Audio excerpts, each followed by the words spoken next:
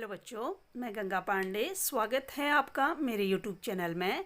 आज के वीडियो में मैं लेकर आई हूँ क्लास 12 पॉलिटिकल साइंस का एक टॉपिक जिसका नाम है मतदान के बदलते तरीके। हालांकि ये जो टॉपिक है ये क्लास 12 से मैंने लिया है, लेकिन आज का जो टॉपिक है वो भारत के सभी नागरिकों के लिए बहुत ही महत्वपूर्ण टॉपिक है। और इस वीडियो के माध्यम से मैं आप सभी से, जो भी मेरी वीडियो देख रहे हैं, गुजारिश करना चाहूँगी कि आपका जो मतदान है, जो मत है, वो अमूल्य है। इसलिए आप अपने मत का प्रयोग ज़रूर करें एक अच्छी सरकार को देने के लिए। धन्यवाद। तो अब चलते हैं आज के टॉपिक की ओर। अगर आपको मेरी इससे पहले की वीडियो देखनी है तो डिस्क्रिप्शन में लिंक में जाकर आप देख सकते हैं। तो आज के टॉपिक पर हम बात करें उससे पहले प्लीज़ मेरी वीडियो को लाइक कीजिए, सब्सक्राइब कीजिए और शेयर ज़रूर कीजिए। तो चलते हैं आज के टॉपिक की तरफ। आज का जो टॉपिक है मतदान के बदलते तरीके, चेंजिंग मेथड्स ऑफ वोटिंग। मतदान, तो मतदान की अगर हम बात करें तो मतदान निर्णय लेने या अपना विचार प्रकट करने की एक विधि है। मत यानी विचार, हम किसको पसंद करते हैं, किसको चाहते हैं, उसके बारे में निर्णय लेना। तो हम जानते हैं कि भारत 15 अगस्त 1947 को आज़ाद हो गया था, लेकिन भारत में पहला आम चुनाव 1951-52 में हुआ था। 1952 में 1947 से लेकर 1952 तक भारत में अंतरिम सरकार चली। देश का शासन लोकतांत्रिक रूप से निर्वाचित सरकार द्वारा चलाया जाए, इसके लिए जनवरी 1950 में क्या किया गया, चुनाव आयोग का गठन किया गया और सुकुमार सेन चुनाव आयोग के पहले चुनाव आयुक्त बने। तो वर्तमान समय में अगर हम देखें तो मतदाता अपने मत का प्रयोग ईवीएम या बैलेट पेपर, यानी कहीं कहीं नगर निकाय और ग्रामीण क्षेत्र में बैलेट पेपर का प्रयोग करता है, नहीं तो पूरे देश में ईवीएम के माध्यम से चुनाव होते हैं। लेकिन क्या आप जानते हैं कि भारत में पहले आम चुनाव में मतदाता ने अपने मत का प्रयोग कैसे किया, यानी पहले आम चुनाव में कैसे मतदान हुआ होगा, क्योंकि वो हमारे देश का पहला चुनाव था। तो 1952 से लेकर अब तक मतदान के तरीके में क्या क्या बदलाव आए होंगे, क्या क्या चेंजेज आए होंगे, तो आज हम इसी के बारे में बात करेंगे। तो पहले आम चुनाव में हर एक मतदान केंद्र में, पहला आम चुनाव कैसे हुआ इसको समझते हैं। पहले आम चुनाव में हर एक मतदान केंद्र में प्रत्येक उम्मीदवार के लिए एक मत पेटी रखी गई। इस तरह से देखिए, हर एक मत पेटी के भीतर और बाहर उम्मीदवार, जो भी संबंधित उम्मीदवार था, उसका चुनाव चिन्ह अंकित करना था और मत पेटी के बाहर उम्मीदवार का नाम उर्दू, हिंदी और पंजाबी में लिखा गया था और इसके साथ ही चुनाव क्षेत्र, चुनाव केंद्र और मतदान केंद्र की संख्या भी लिखी गई थी।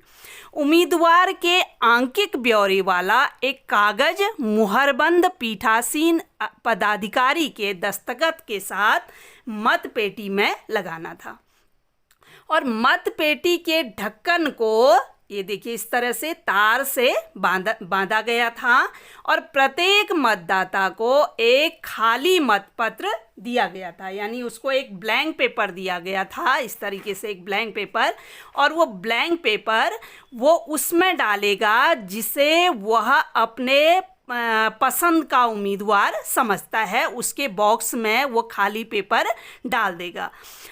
इस काम के लिए 20 लाख स्टील के बक्सों का क्या हुआ था, इस्तेमाल हुआ था। एक बार फिर से समझते हैं। देखिए, पहला आम चुनाव किस तरह से हुआ। पहले आम चुनाव में प्रत्येक उम्मीदवार के लिए एक मतपेटी बनाई गई। मतपेटी के बाहर क्या लिखा गया, चुनाव चिन्ह, उम्मीदवार का नाम, हिंदी, उर्दू और पंजाबी में चुनाव क्षेत्र का नाम, चुनाव केंद्र का नाम और मतदान केंद्र का नाम, और एक खाली पेपर मतदाता को दिया गया। जिस उम्मीदवार को वो वोट देना चाहता है उन बॉक्सों के अंदर वो अपने खाली जो पेपर उसको दिया गया है उसको मोड़ के डाल देगा। उसके बाद इस बॉक्स को, इस मतपेटी को एक तार से यहाँ पर बांध दिया जाएगा। तो इस तरह से जो शुरुआती 2 चुनाव हुए इसमें मतदान के तरीके को इसी तरह से अपनाया गया, यही मतदान का तरीका अपनाया गया। लेकिन 2 चुनावों के बाद यह तरीका क्या हो गया, बदल गया। अब मतपत्र या बैलेट पेपर पर हर उम्मीदवार का नाम और चुनाव चिन्ह अंकित किया जाने लगा। मतदाता को इस मतपत्र पर अपने पसंद के उम्मीदवार के नाम पर मुहर लगानी होती थी और यह तरीका अगले 40 वर्षों तक अमल में रहा। तो किस तरह से होता है देखिए, एग्जाम्पल के लिए मैं आपको दिखाती हूँ। माना ये बैलेट पेपर है, मैंने अपने हाथ से बनाया है। इसमें क्या करते हैं, उम्मीदवार का नाम, माना उम्मीदवार का नाम संतोष कुमार है और उसका चुनाव चिन्ह माना पेंसिल है, और इसी तरह से दूसरा जो उम्मीदवार है वो प्रणव कुमार है और उसका जो चुनाव चिन्ह है माना इरेजर है। तो वो क्या करेगा, अपने पसंद के उम्मीदवार के आगे एक मुहर उसको मिलती है, मुहर वो लगा देगा और बैलेट पेपर को इस तरह से मोड़ना होता है। ये देखिए, ये हो गया और ये हो गया। उसके बाद उसको बैलेट बॉक्स में डाल दिया जाता है। इस तरह से ये पेपर हो गया, उम्मीदवार के नाम के आगे मुहर लगाई। मुहर लगाने के बाद उसको इस तरीके से मोड़ा, इस तरीके से मोड़ा और उसके अंदर डाल दिया। अब इसको इसी तरीके से क्यों मोड़ा जाता है, देखिए, अगर हम किसी उम्मीदवार के नाम के आगे मुहर लगाते हैं, इस तरह से मोड़ेंगे तो वो मुहर नीचे आ जाएगी, इसलिए इसको इस तरीके से मोड़ा जाता है। तो उसके बाद क्या हुआ देखिए, 90 के दशक में चुनाव आयोग ने इलेक्ट्रॉनिक वोटिंग मशीन यानी ईवीएम का इस्तेमाल शुरू किया और 1990 के दशक में 98 में 3-4 राज्यों में किया था, लेकिन 2004 तक पूरे देश में ईवीएम का इस्तेमाल शुरू हो गया। और पहले मताधिकार की जो आयु होती थी वो 21 वर्ष होती थी और 61वें संविधान संशोधन के बाद इसे कितना कर दिया गया, 18 वर्ष कर दिया गया, जो कब हुआ, 1989 में हुआ। अब मैं आपको दिखाती हूँ कि ईवीएम पर अपने मत का प्रयोग कैसे करते हैं। ये देखिए, ये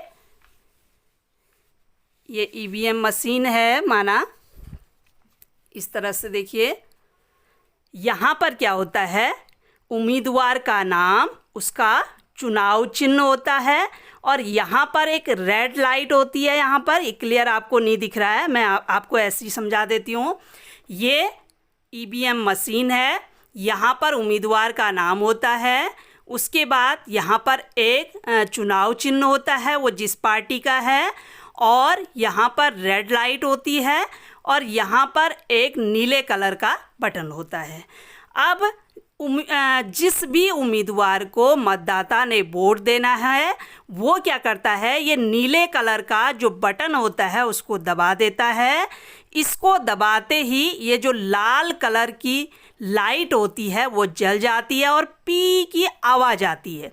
तो इसका मतलब है कि मतदाता ने अपने वोट का प्रयोग कर लिया है। आपको पता है पिछले कुछ सालों में ईवीएम मशीन पर सवाल उठने शुरू हो गए थे, इसलिए चुनाव आयोग ने इसके साथ एक वीवीपैट को भी जोड़ दिया है। ये वीवीपैट क्या है कि अपने मत का प्रयोग करते ही यहाँ पे स्क्रीन में आप देख पाएंगे उस उम्मीदवार का नाम, उसका चुनाव चिन्ह जिसको आपने वोट दिया है वो इसमें प्रिंट हो जाएगा, यहाँ पर आपको दिखेगा, और ये 7 सेकंड तक रहेगा। इसका मतलब ये है कि आपने एक सही उम्मीदवार को, जिसे आप वोट देना चाहते थे, उसी को वोट आपका गया है। और उसके बाद 7 सेकंड के बाद ये मशीन में ही ये पर्ची क्या होती है, सुरक्षित रह जाती है। तो भारत में इस तरह से चुनाव जो मतदान का तरीका था, सबसे पहले स्टील के बॉक्स थे, उसके बाद बैलेट पेपर का प्रयोग किया गया, और उसके बाद 1990 के दशक से भारत में ईवीएम का प्रयोग किया गया। तो भारत में जो मतदान किया गया उसमें सार्वभौम वयस्क मताधिकार को अपनाया गया, यानी बिना भेदभाव के 18 वर्ष या उससे ऊपर के सभी नागरिकों को वोट देने का अधिकार है, चाहे वो स्त्री हो या पुरुष हो। अब आप एक चीज़ पता करिए कि क्या आपके आसपास कोई ऐसा व्यक्ति है जिसने इन तीनों तरीके से मतदान किया हो, यानी सबसे पहला चुनाव, फिर उसके बाद का चुनाव, और जो वर्तमान समय है वो चुनाव, ये तीनों तरीके से वोट किया हो। तो आज के वीडियो में बस इतना ही। Thank you.